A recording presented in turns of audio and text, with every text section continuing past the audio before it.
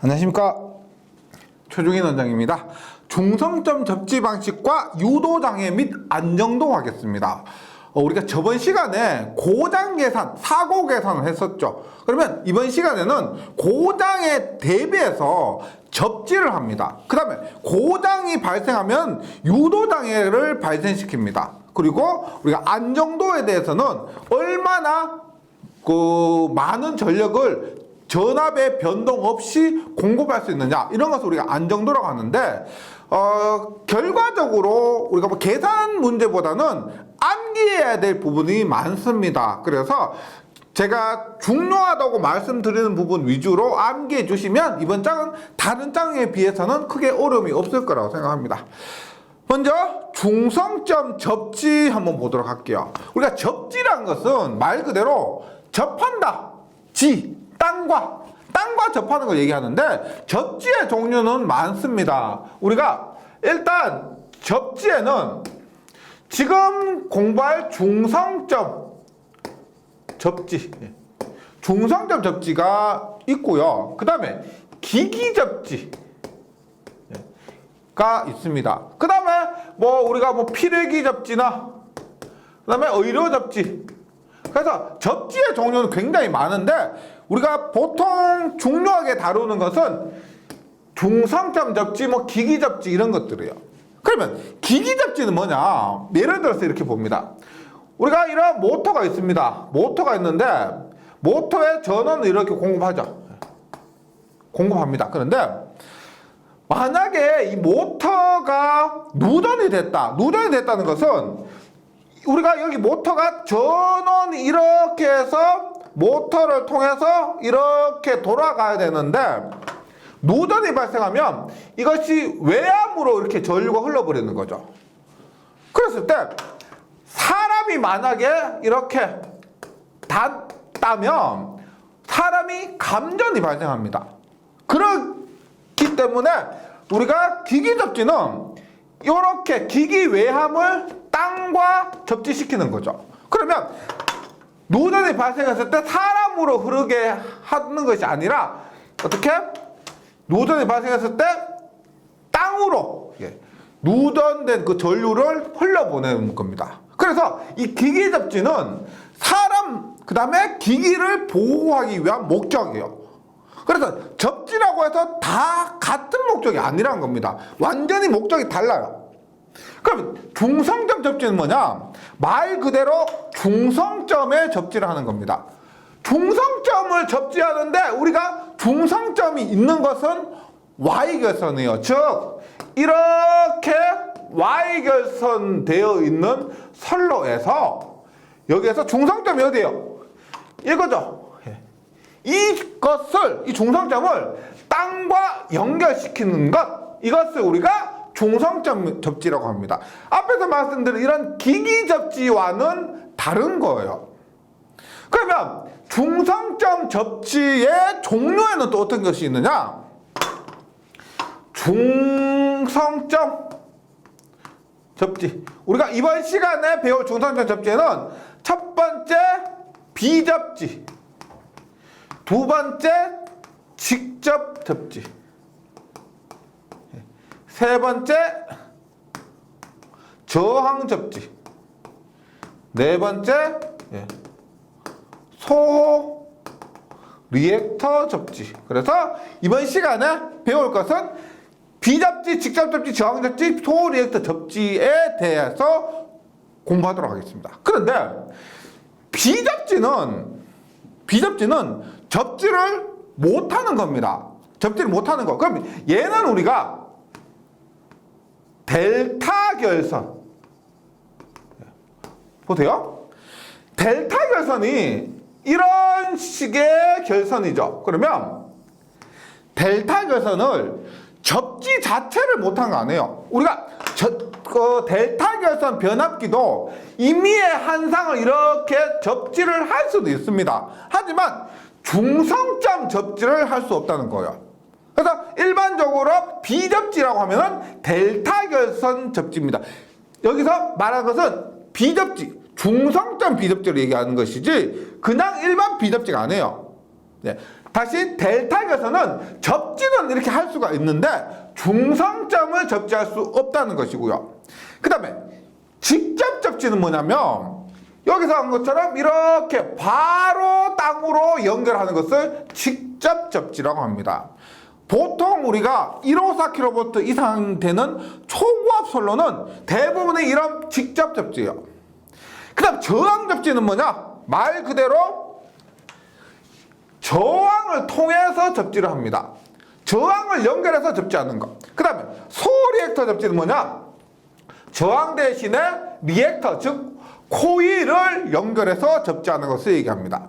근데 리액터, 소호, 뭐다? 아크를 소호한다 해서 아크 전류를 소호하는 리액터를 사용한 접지를 소리액터 접지를 한다. 그러면 교재를 한번 다시 보도록 할게요. 중성점 접지의 종류에는 비접지 방식인데 어떻게 나타나냐면 우리가 비접지 방식은 얘는 이렇게 제가 그냥 그린 것이고요. 중성점 접지하지 못하죠. 그래서 임피던스로 봤을 때는 무한대입니다. 그러니까 실제로는 이 접지를 하지 못한 거죠. 중성점을 접지하지 못한 것이기 때문에 임피던스가 무한대고요. 직접 접지는 임피던스가 얼마? 직접 연결했기 때문에 이론적으로 0이 됩니다. 그 다음에 저항 접지는 임피던스의 저항이 R만큼 있는 것이고, 그 다음에 소리액터 접지는 임피던스가 JXL 코일을 연결한 것이기 때문에 임피던스가 이만큼 존재하는 접지예요. 그러면 이번에 중성점 접지의 목적입니다. 중성점 접지 목적은 이번 시간을 통해서 확인시켜 드릴 건데 지금은 결론을 먼저 보도록 하겠습니다. 첫 번째, 이상전압의 경감 및 이상전압이 발생하는 것을 방지하고 그 다음에 발생하는 것을 방지하고 경감, 감소시키는 겁니다. 이것은 직접 접지의 목적이 되고요. 그 다음 선로 및 기기의 절연 레벨 경감, 이것도 직접 접지의 목적이 되고, 세 번째 보호견전기의 신속 정확한 동작, 이것도 직접 접지고요. 그 다음에 소리액터 접지에서 일선 지락시 아크 소멸, 이 여기서 우리가 이번 시간에 공부해야 될 주된 중성점 접지의 목적입니다. 지금 제가 그냥 읽어드렸는데 지금부터 한번 비접지부터 시작해 보도록 하겠습니다. 볼게요. 일단 비접지 방식은 말씀드렸지만 델타 결선 방식입니다. 나머지는 전부 Y 결선, 즉 중성점이 있어서 접지를 할 수 있는 것인데 델타 결선은 중성점이 없기 때문에 접지를 못하고, 그래서 델타 결선입니다. 그럼 이 델타 결선은 보통 저전압, 저압이 아니고 저전압, 낮은 레벨의 전압입니다. 그래서 보통 얘는 비접지는 3.3kg, 6.6kg에서 사용하는데 우리가 이론적으로는 33kV 이하, 그리고 단거리 선로에서 적용을 합니다. 그러면 비접지 선로에서 한번 특징이나 전류 등을 한번 확인해 보도록 할게요. 우리가 이런 회로 해석을 할 때 빠지지 않고 들어오는 것이 뭐냐면은 이 장에서 배웠던 선로 정수, 그 중에서도 작용 정전 용량입니다. 보세요. 이렇게 작용 정전 용량 C가 있습니다. 그리고 이렇게 지락 사고, 저번 시간에 말씀드렸는데 이런 게 있어요. 우리 사고의 80%가 일선 지락 사고입니다. 그래서 지금 중성점 접지 방식을 제가 해석을 하는데, 결과를 도출하는데 직접 접지, 우리가 뭐든 간에 직접 접지, 저항 접지든 간에 일선 지락 사고를 중심으로 해석을 한다는 겁니다. 네. 그래서 일선 지락 사고가 이렇게 발생을 하면은 지락전류가 흐르죠. 네. 지락전류가 흐릅니다. 그러면 지락전류가 어디로 흘러요? 보세요. 지락전류가 어디로 흐르냐면 대지정전 용량이 존재하니까 이렇게 거꾸로 타고 선으로 올라간다는 겁니다. 이렇게 올라가는 겁니다. 그러면 보세요. 한 상의 작용 정전 용량이 C라고 했을 때 잘 보세요. 지락전류가 어디로 가요? 이 세상의 작용 정전 용량을 통해서 흐르죠. 그러면 이 합한 정전 용량 얼마? 병렬이니까 합한 정전 용량은 3C가 됩니다. CCC가 병렬이니까. 그러면 이때 흐르는 지락전류는 어떻게 돼요? 지락전류는 원래는 임피던스분의 E가 되겠죠. 이렇게 흐르는 임피던스분의 E가 되는데 여기에서 E는 대지전압입니다. 대지전압인데 여기에서 우리가 임피던스 성분이 뭐예요? 정전 용량밖에 없습니다. 그러면 이것이 XC분의 E가 되고 XC는 얼마? 오메가 C분의 1분의 2가 되고 오메가 C인데 이때 지금 C는 지금 얘가 여기에 흐르는 전류는 여기를 통해서 흐르기 때문에 C가 3C가 되겠죠. 3C 3오메가 C2 암페어가 됩니다. 그런데 이 지락전류가 이 C 값을 우리가 앞에서 했지만 마이크로페라 퍼 킬로미터입니다. 따라서 1km당 이만큼 정전 용량이라면 전체는 CLE 전체 정전 용량에서 전체 길이만큼을 곱해야만 전체 지락전류를 얻을 수가 있습니다. 그러면 보세요. 우리가 첫 번째 선로 길이가 길어지면 지락전류, 고장전류가 커집니다. 그래서 뭐라고 했다? 단거리 선로에 적용합니다. 장거리가 되면은 거리가 길어지면 길어질수록 우리가 이 지락전류가 커진다는 거죠. 그 다음에 이런 거 볼게요. 우리가 델타 결선에서 대지에다 이렇게 해서 EA, EB, EC 이렇게 했습니다. EB, EC 이렇게 해요. 그런데 지금 만약에 얘가 지금 뭐 A상이 지락이 발생했다라고 했을 때 지금 여기 대지가 어디냐면 중간이에요. 대지가 중간입니다. 그러면 지락사고가 발생했으면 이 대지가 A상으로 이동하게 돼요. 그러면 이 대지가 A상으로 이동하게 되면은 당연히 A상의 전압은 0V인데 C상이나 B상 대지 전압은 어떻게 된다? 이게 몇 배요? 처음에 이것에 비해서 이것은 루트 3배가 됩니다. 루트 3배. 즉 결과적으로 이렇게 돼요. 두 번째, 지락사고 발생 시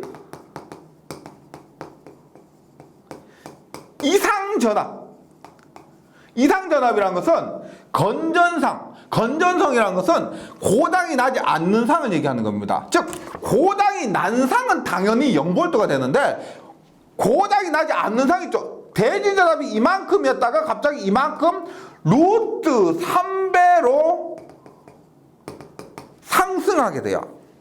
그런데 이론적으로 루트 3배인데 실제로 이 대지 정전 용량 등에 의해서 충전된 전하 있죠. 충전된 전하가 이상전압을 더 크게 만들어줍니다. 그래서 4배에서 6배까지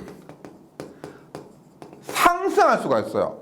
그러니까 지락사고가 발생했는데 그냥 단순히 한 상이 땅과 연결된 지락사고가 발생했을 뿐인데 뭐 전압 상승이 루트 3배 혹은 잘못되면 4배에서 6배까지가 상승할 수가 있기 때문에 이것을 우리가 앞에서 했지만 저전압 즉 33kV 이하에서만 합니다. 만약에 고전압 15만 4천 V를 사용했는데 4배에서 6배까지 하면 어떻게 돼요? 100만 볼트까지 올라가 버린다는 겁니다. 그러면 감당이 안 돼요. 네. 비접지 우리가 방식의 가장 큰 특징은 이겁니다. 그래서 저전압 33kV 이하이면서 단거리 선로에서 적용합니다. 그 다음에 지락 전류를 보면 보세요. 지락 전류가 C값에 의해서 흐르는 전류죠. 그래서 C값에 의해 흐르는 전류인 거면 콘덴서에 의한 것은 90도 앞선 전류. 즉 90도 진상 전류. 이때 흐르는 전류의 위상은 진상 전류가 흐른다. 이런 개념이에요. 이것이 가장 큰 특징이고요. 그래서 교재에 있는 것 한번 다시 확인해 볼게요. 비접지 방식, 델타 결선 방식은 일단 변압기 한 대 고장 시에도 V결선에 의한 계속적인 삼성 전류 공급 가능하고 출력비 57.7%, 이용률 86.6%는 회로 이론과 전기 기기 시간에 더 많이 나옵니다. 델타 결선 방식이다 보니까 이용률과 출력비 요거 외워주시고요. 전력공학보다는 회로 이론과 전기 기기에서 더 많이 나오게 돼요.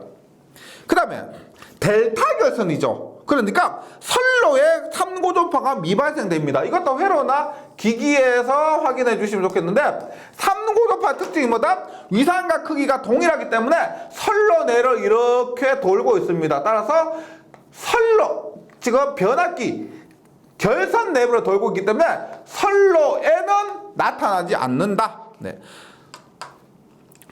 삼고전파가 미발생입니다. 선로에는. 네. 그 다음에 앞에서 한 거요. 일선 지락 사고 시 건전상 전압 상승이 루트 300대 정전 용량 등으로 인해서 최대 6배까지 상승이 할 수가 있습니다. 그 다음에 전압이 상승하니까 건전상 전압 상승, 건전상이란 뭐다? 고장이 나지 않는 상. A상이 지락사고 발생했을 때 건전상은 B상과 C상입니다. B상과 C상은 전압 상승, 이렇게 루트 300은 4배에서 6배까지 상승한다 그랬죠? 그 전압 상승으로 인해서 이중 고장, 그러니까 지락사고에서 끝나는 것이 아니고 전압이 커져버리니까 그 큰 전압에 의해서 뭐 타버린다든지 그러한 이중 고장의 발생 확률이 상승합니다. 즉 결론적으로 우리가 사고 시, 지락사고 시 이상 전압의 발생이 가장 큰 것이 이 비접지 방식이에요. 네. 그래서 저전압 33kV 이하에서 사용하는 겁니다. 그 다음에 기기의 절연 수준을 높여야 됩니다. 우리가 만약에 뭐 3300V를 사용한다라고 하더라도 지락사고 나면은 6배까지 상승할 수가 있죠. 그러면 6배까지 상승하는 것을 대비해야 되겠죠. 그럼 얼마? 3300 곱하기 6을 합니다. 그럼 약 얼마? 겨우 3300V 사용하는데 절연은 얼마까지 해야 된다? 2만 볼트까지 상승될 수가 있으니까 절연을 2만 볼트까지 해야 된다는 겁니다. 그래야 안전하게 사용할 수가 있다. 이건 말이 안 되는 거예요. 왜냐하면 3300V 사용하는데 절연이 전부 돈입니다. 돈이에요. 근데 2만 볼트까지 절연하려면 그 비용이 어마어마하기 때문에 이것은 비효율적이다. 이렇게 보시면 되겠고요. 뭐 기계의 절연 수준을 높여야 한다. 그래서 비접지 방식 좀 읽어보면은 뭐 크게 어려운 거 없을 겁니다. 지금 가장 중요한 건 이거예요. 일단 선로의 길이가 길어지기 때문에 단거리에서 사용하고, 무엇보다 중요한 것은 전압 상승이 크기 때문에 이것에 의한 이중고장 발생 확률이 크거나 기기의 절연 수준을 높여야 됩니다. 네, 이런 거. 그 다음에 직접 접지 방식이에요. 직접 접지 방식 볼게요.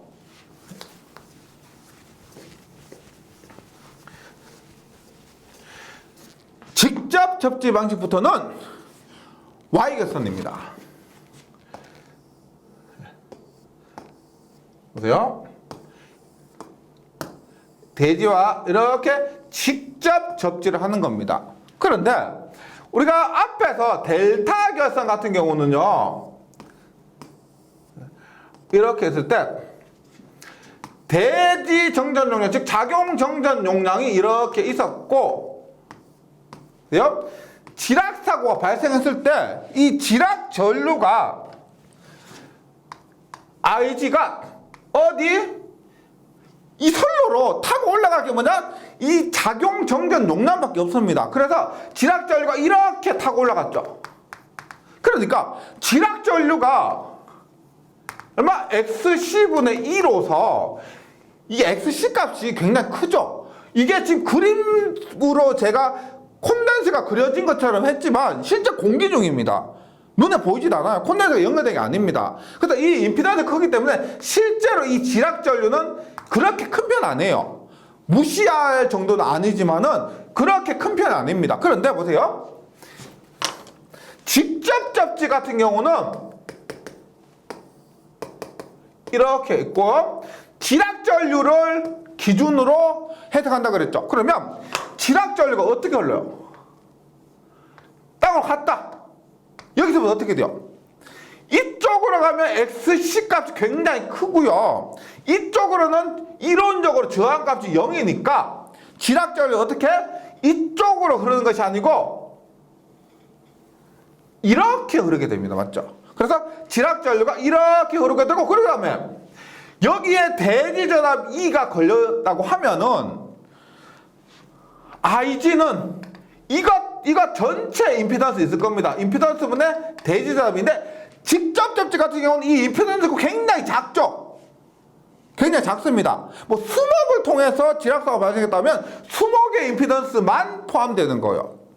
그리고 그걸 통해서 이렇게 중성점으로 지락 전류가 흐르게 됩니다. 그래서 직접 접지의 가장 큰 특징은 비접지 방식과 비교했을 때 지락 전류가 굉장히 큰 특징이 하나 있습니다. 네, 요거 그래서 교재상에서는 일단 봅니다.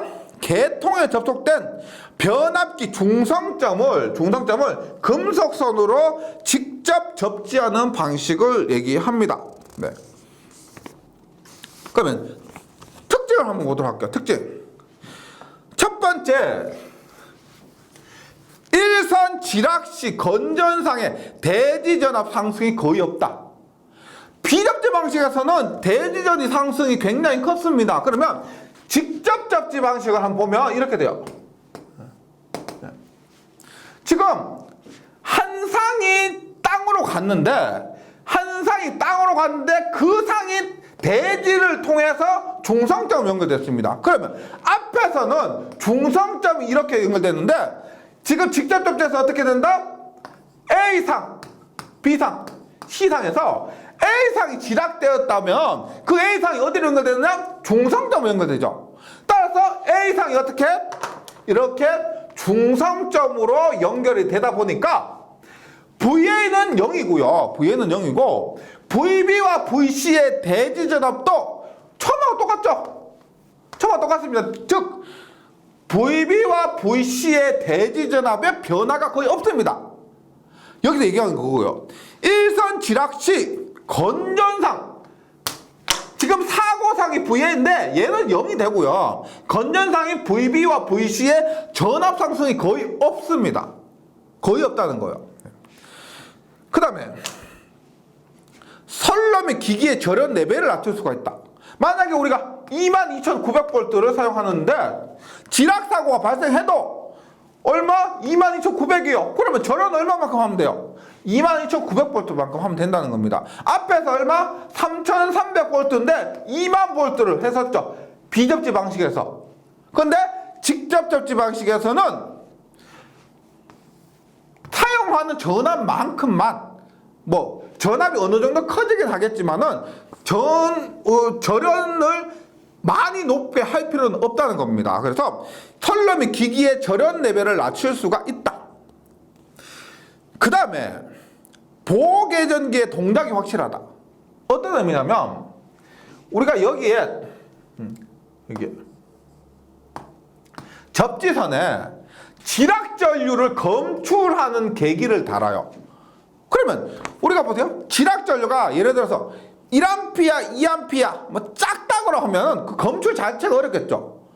지락인지 아닌지 검출을 판단하기 어렵다는 겁니다. 하지만 우리가 지금 직접 접지 같은 경우는 지락전류가 굉장히 큽니다. 그러면 여기서 검출도 엄청 쉽죠. 1A, 2A 하면은 검출이 어렵겠지만 100A, 200A 흘러버려요. 그럼 지락사고 나면 바로 검출하죠? 그럼 그 검출할 시도를 차단기로 보내요. 차단기가 지락사고 났으니까 차단시키는 겁니다. 그래서 지락 전류가 크기 때문에 보호개전기의 동작이 확실하다. 그 다음에 변압기의 중성점이 영전이 부근에 유지되므로 단절연 변압기의 사용이 가능하다. 어떤 의미냐면 변압기가 이렇게 있어요.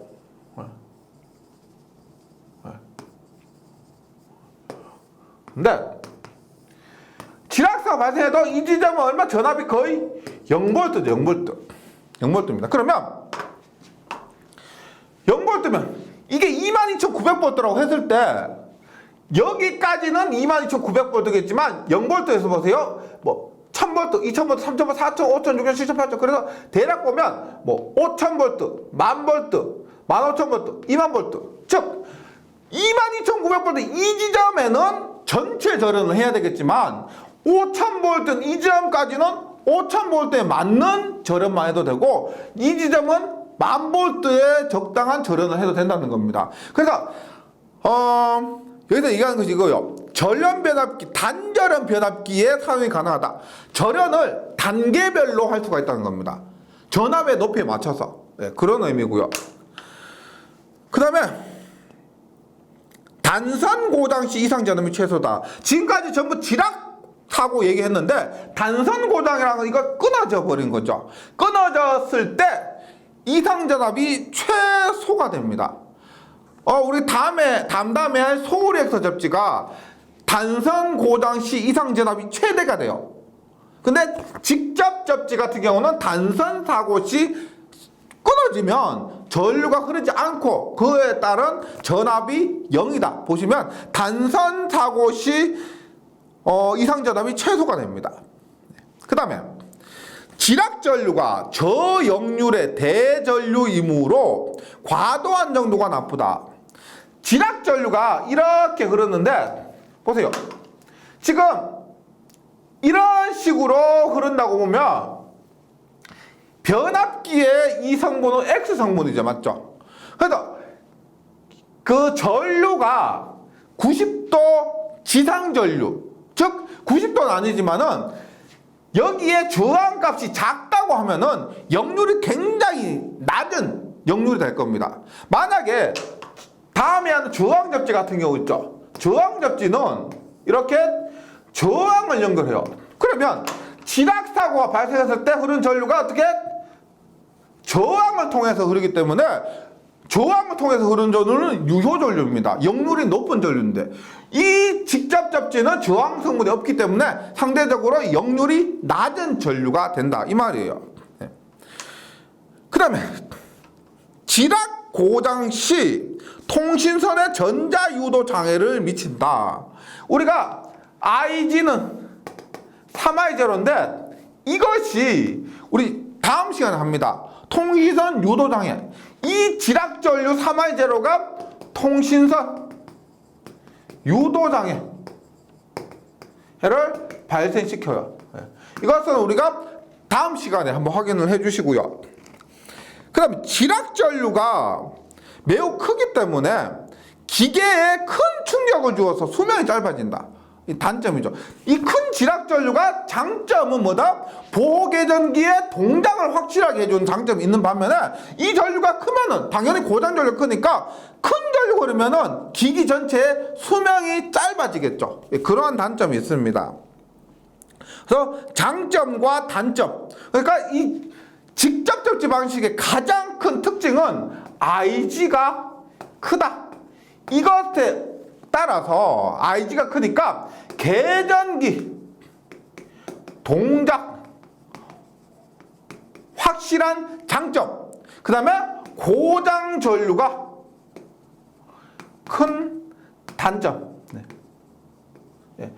이런 것이 있고요. 그 다음에 전압, 우리가 대지 전압 있죠. 대지 전압의 상승이 작다. 이러한 큰 특징이 있습니다. 이것들 위주로 직접 접지 방식의 특징들을 정리해 주시면 되겠습니다. 그 다음에 직접 접지 방식에서 혹은 또 실기에서 단답으로 자주 나오는 게 있어요. 뭐냐면 유효 접지란 겁니다. 앞에서 뭐라고 했냐면 전위 상승이 뭐 없다 이렇게 얘기를 했는데, 실제적으로는 우리가 보세요, 이렇게 직접 접지를 했을 때 이렇게 했다 하더라도 여기에 저항 성분이나 그 다음에 수목 등에 의한 지락사고가 발생했을 때 수목 등에 의한 저항이 있습니다. 그렇게 되면은 제가 앞에서는 전위 상승이 없다라고 했지만은 실제로 이러한 저항 값들 때문에 전위 상승이 있다는 거예요. 전위 상승이 존재한다는 겁니다. 즉 예를 들어 앞에서 이렇게 그렸죠. 그랬는데 지금 얘가 이렇게 옮겨간다고 했는데, 예를 들어서 저항 값들 때문에 얘가 이만큼 온 거, 이만큼만. 그러면 건전상의 전위 상승들이 이렇게 되죠. 이렇게 됩니다. 실제로는. 그랬을 때 전위 상승이 1.3배 이하로 유지되도록 직접 접지. 그러면 저항 값을 작게 하면 돼요. 저항 값을 작게 하면 됩니다. 이 전체 땅까지 흐르는 이 전체 저항 값을 작게 하면은 전위 상승이 1.3배 이하로 유지할 수가 있습니다. 이것을 우리가 유효 접지라고 합니다. 유효 접지. 실기에서 유효 접지란 무엇인가 쓰시오라는 문제로 자주 출제가 돼요. 그래서 유효 접지가 뭐냐? 일선 지락 고정 시 건전사 전압이 상규 대지 전압에 원래 대지 전압에 1.3배를 넘지 않는 범위에 들도록 중성적 임피던스를 조절해서 접지하는 방식을 얘기합니다. 네. 그 다음에 저항 접지 방식은 크게 뭐 의미가 없는데 교재에 나온 수치만 좀 외워주시면 되겠습니다. 저항 접지는 이것도 아니고 저것도 아니고 어중간한다는 거예요. 그래서 고저항 저항 접지는 중성점 접지에서 저항값을 크게 한 겁니다. 그래서 접지 저항이 100옴에서 1000옴 정도 되도록 접지한 것이고, 저저항 접지 방식은 30옴 정도로 접지한 것인데, 특징이 이 접지 저항기의 R 값이 너무 낮으면 직접 접지하고 구분이 안 되죠. 그래서 너무 낮으면 고장 발생 시 통신선의 유도장애가 커지고 직접 접지 특징을 그대로 가집니다.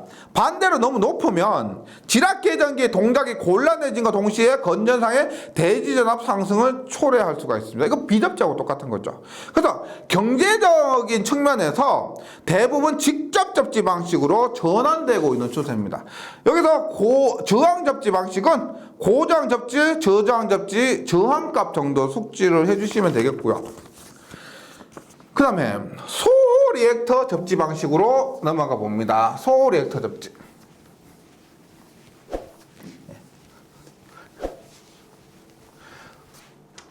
소호 리액터입니다. 뭐냐면 일단 Y 결선에서 접지를 어떻게 하느냐? 코일을 통해서 접지를 하는 거예요. 앞에서 했지만 작용 정전 용량은 항상 존재를 하게 됩니다. 그런데 이 코일의 이름은 우리가 PC라고 하면 뭐냐? 이 방법을 만든 사람을 발견한 사람이 피터슨이라는 사람이야. 피터슨. 그래서 피터슨 코일이라고 해서 PC 혹은 PC 접지 방식이라고 합니다. 소호 리액터 접지 방식을 PC 접지 방식 이렇게 얘기해요. 그러면 똑같이 앞에서 마찬가지로 지락사고가 발생했다라고 했을 때 이 소호 리액터 접지 방식을 왜 쓰느냐? 앞에서 직접 접지 방식의 가장 큰 단점이 뭐냐? 가장 큰 단점이 장점이었지만 단점이 IG였을까? 이 지락 전류가 큰 겁니다. 지락 전류 크니까 뭐 기기의 수명이 짧아지는 이러한 단점이 있었죠. 그래서 이 지락 전류를 감소시키려고 어떻게 하느냐 보세요. 지금 얘가 요거 하나가 C일 때 하나가 C일 때 전체가 얼마요? XC는 3오메가 C분의 1이죠. CCC가 병렬이니까 3오메가 C분의 1입니다. 그 다음에 이것의 XL이죠. XL은 오메가 L입니다. 오메가 L을 병렬 공진시킵니다. 우리가 회로 이론에서 병렬 공진 하면 어떤 특징이 있었냐? 임피던스가 최대, 따라서 전류가 최소가 됐었어요. 즉 여기에서 XL은 XC 어떻게? 오메가 L과 3오메가 C분의 1을 같게 하면은 이것이 병렬 공진이 되고요. 그러면 이때 흐르는 지락 전류가 최소. 만약에 완전히 같다고 하면은 지락 전류가 0이 될 겁니다. 0이요. 이러한 원리를 이용한 것이 소호 리액터 접지다. 다시 직접 접지에서 가장 문제 중에 하나가 지락 전류가 큰 것이었는데, 여기에서는 원래 작용 정전 용량에 의한 리액턴스 값과 병렬로 똑같은 유도성 리액턴스, 즉 소호 리액터를 달아서 병렬 공진 시키니까 지락 전류가 최소가 되더라, 이런 의미입니다. 그래서 교재 한번 읽어볼게요. 소호 리액터 접지 방식은 PC 접지 방식이라 하는데, 개통에 접속된 변압기의 중성점을 송전솔로의 대지 정전 용량과 공진하는 리액턴스를 통해 접지하는 방식인데, 지금 병렬이요, 대지를 통해서 병렬로 연결된 겁니다. 예. 그리고 66kV 선로에서 적용하는데요. 실제로 예전에는 우리나라가 66kV 사용했지만 지금은 22.9 154입니다. 66kV는 거의 사용하지 않아요. 그래서 실제로 그렇게 많이 사용되고 있지는 않습니다. 예, 그런 특징이 있고요. 그러면 여기서 중요한 거, 이 소호 리액터의 크기입니다. 소호 리액터의 크기를 얼마로 해야 되느냐 했지만, 소호 리액터 어떻게? 오메가 L은 3오메가 C분의 1 이렇게 해야만 공진이 됩니다. 공진이 되고, L은 얼마예요?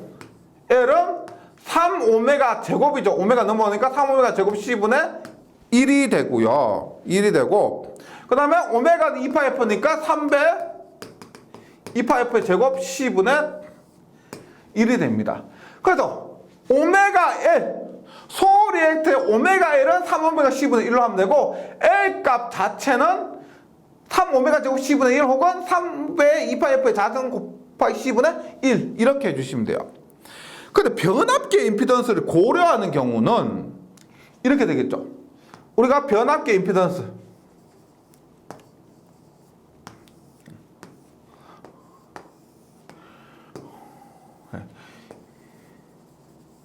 얘가 오메가 L이고요. 얘가 합쳐서 3오메가 C분의 1입니다. 그 다음에 지금 변압기 임피던스 XT라고 하면 이것은 뭐죠? 전체로 봤을 때는 얘하고 얘가 직렬이고 얘하고 얘는 병렬입니다. 따라서 XT는 3개가 병렬이기 때문에 얼마? 전체 XT는 3분의 XT, 즉 변압기의 리액턴스는 3분의 XT가 되는 겁니다. 따라서 우리가 변압기의 임피던스까지 고려했을 때 어떻게 된다? 얘는 콘덴서고요, 얘는 리액터죠. 변압기 코일이니까 리액터입니다. 반대 성분이죠. 따라서 얼마? 여기에 마이너스 3분의 XT를 빼줘야 됩니다. 얘는 XC고 얘는 XL이니까 XL과 XC가 직렬로 연결됐을 때는 두 개를 빼주는 거죠. 예, 그래서 변압기 임피던스가 고려했을 때 오메가 L은 3오메가 C분의 1 마이너스 3오메가 C분의 1 마이너스 3분의 XT 이렇게 되고요. L 값은 어떻게 되느냐? L 값은 여기에서 3분의 XT는 얼마? 오메가 LT죠. XT는 오메가 LT입니다. 따라서 오메가 L은 3오메가 C분의 1 마이너스 3분의 오메가 LT 했을 때 L은 어떻게 되느냐? 3오메가 제곱이고요. 오메가 약분되니까 3분의 LT입니다. 뭐 교재에 다 있으니까요. 변압기 임피던스까지 고려했을 때 L은 3오메가 제곱 C분의 1 마이너스 3분의 LT 이렇게 된다. 예, 기억해 주시고.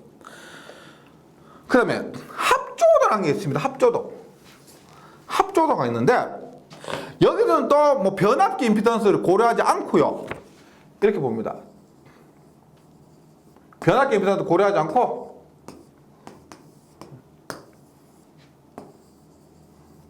요것이 오메가 1이고요. 요것이 얼마? 3오메가 C분의 1입니다. 그러면 우리가 이 값이 상황에 따라서 변할 수가 있죠. 이 작용 정전 용량이 예를 들어서 뭐 연가도 하고 그다음에 길이에 따라서도 달라질 수가 있습니다. 환경적인 요인에 의해서 달라질 수가 있기 때문에 얘 값이 달라지는데 얘 값도 바꿀 수 있도록 어떻게 오메가 1 얘도 이렇게 크기를 조절할 수 있도록 한 겁니다. 왜? 이 값이 변하기 때문에. 그래서 오메가 L이 만약에 3오메가 C분의 1보다 크다라고 하면은 전류는 어떻게 돼요? 전류는 IR과 IC 중에서 리액턴스가 크면 전류는 작아지겠죠. 이렇게 됩니다. 혹은 오메가 L이 3오메가 C분의 1과 같아지면 IR과 IC가 같아지는 거죠. 혹은 오메가 C 얘가 더 크면은 C의 리액턴스가 크니까 전류는 어떻게 된다? IR이 IC보다 더 크게 되는 겁니다. 이렇게 했을 때 지금 IL이 IC보다 큰 경우 있죠. 이거 여기에 흐르는 전류가 여기에 흐르는 이 세 개를 합한 전류보다 클 때를 얘를 뭐 과보상이라고 하는 거예요. 과보상. 소리액터에 흐르는 전류가 클 때, 전류가 크니까 리액턴스는 작을 때, 이때를 과보상이라고 합니다. 그 다음에 이것을 우리가 뭐 완전 공진, 그 다음에 이것을 부족 보상 이렇게 합니다. 네, 이렇게 하고 합조도란 것은 뭐 어렵지 않죠. 이렇게 했을 때 합조도 P는 IC분의 I 마이너스 IC가 돼요. 네. 이렇게 했을 때 과보상일 때 어떻게 된다? 이것이 합조도가 플러스가 되죠. 왜? IL이 IC보다 더 크니까 이 값이 플러스가 되고요. 이때는 0이 되고 이때는 마이너스가 됩니다. 그래서 보통 우리는 이렇게 과보상 한 10% 정도 과보상해서 운전하게 돼요. 보통 10% 정도 과보상해서 운전한다. 이렇게 이 교재에 나온 내용은 이런 부분이에요. 이런 부분 좀 정리를 해주시면 되겠습니다. 그 다음 소리액터의 용량이 있습니다. 소리액터 용량은 뭐냐면 전력이에요. 전력. 그럼 보세요. 이 소리액터 용량 Q를 하면은 이 용량하고 똑같이 하면 되죠. 맞죠? 이 용량을 바로 구하는 것이 아니고 이 용량 얼마로 해야 된다라고 할 때 이 작용 정전 용량의 용량을 구해서 똑같이 하면 되는 겁니다. 그것이 소리액터의 용량이에요. 그러면 소리액터 용량은 당연히 XC분의 지금 여기 걸린 것이 대지전압이죠. 대지전압입니다. 그래서 XC분의 2가 돼요. 2. 근데 XC는 얼마? 오메가 C분의 1분의 2인데 지금 세 개를 토탈했을 때 세 개를 토탈하면 C가 어떻게 된다? 3이 되죠. 3 오메가 C. 이거 2죠. 저항분의 전압의 제곱이니까 용량성 리액턴스분의 전압의 제곱이 되는 겁니다. 그래서 세 개를 합했을 때 3 오메가 C분의 1이라 하면 얼마? 3 오메가 C2의 자승. 그래서 소리액터 용량 이렇게 되는데 이 전압 뭐였어? 이 전압은 뭐였다? 대지에 걸리는 대지전압이었습니다. 그래서 꼭 기억해 주셔야 돼요. 대지전압이 되고 만약에 이것을 선간전압으로 하면은 얼마? 3 오메가 C 대지전압은 루트 3분의 선간전압이니까요. 이렇게 하면 루트 3이 제곱하면 3이 되고 약분되죠? 오메가 CV의 제곱 킬로볼트 암페어가 됩니다. 그래서 소리액터 용량을 대지전압으로 나타냈을 때는 3오메가 C2의 제곱, 만약에 선간전압으로 나타냈을 때는 오메가 CV의 제곱 이렇게 돼요. 구분해 주시기 바랍니다. 그러면 소리액터 접지 방식의 특징을 한번 보면은요. 첫 번째, 고장 발생 중에도 전력 공급이 가능하다. 왜?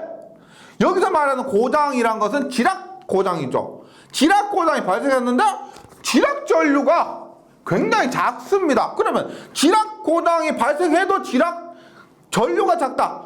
지락 사고가 발생하지 않은 것과 비슷한 거예요. 그러니까 지락 고장 발생해도 평소처럼 똑같이 전력을 공급할 수가 있다.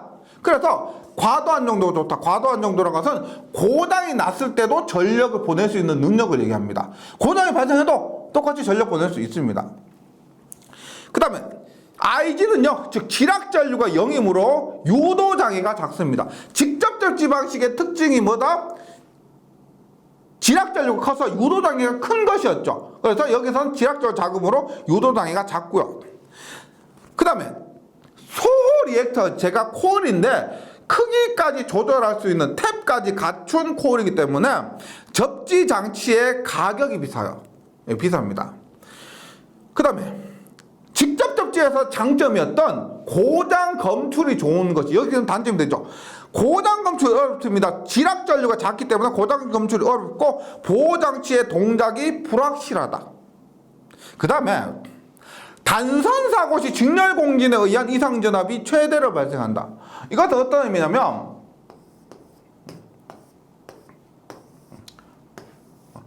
서울이 이렇게 되는데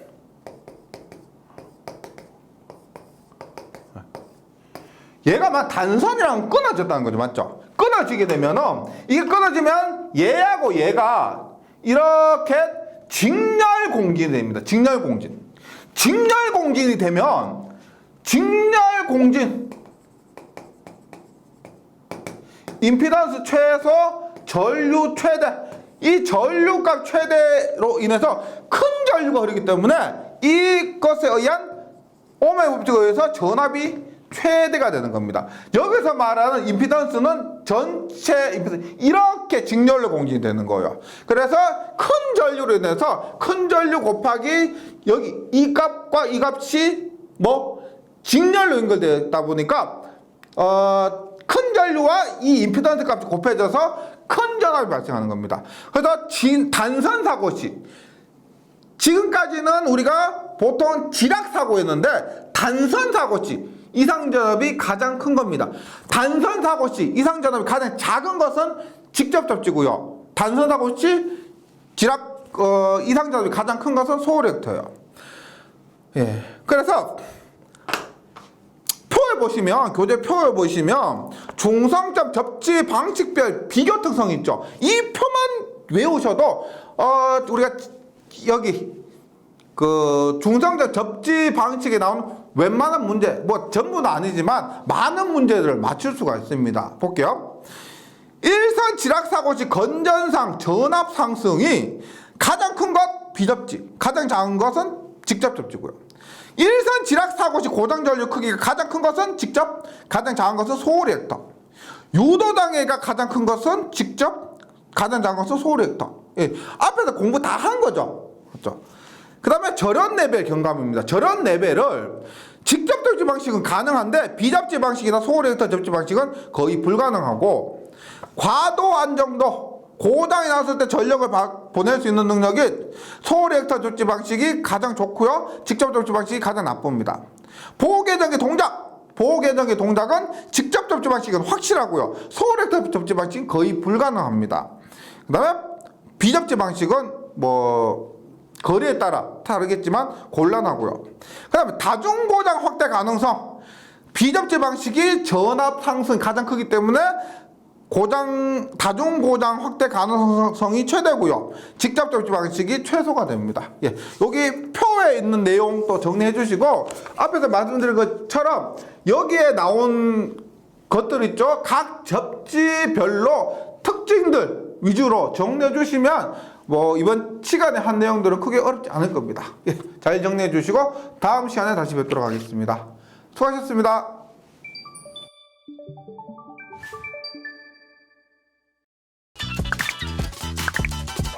전기에 강해요 전기 자격증 다산 에듀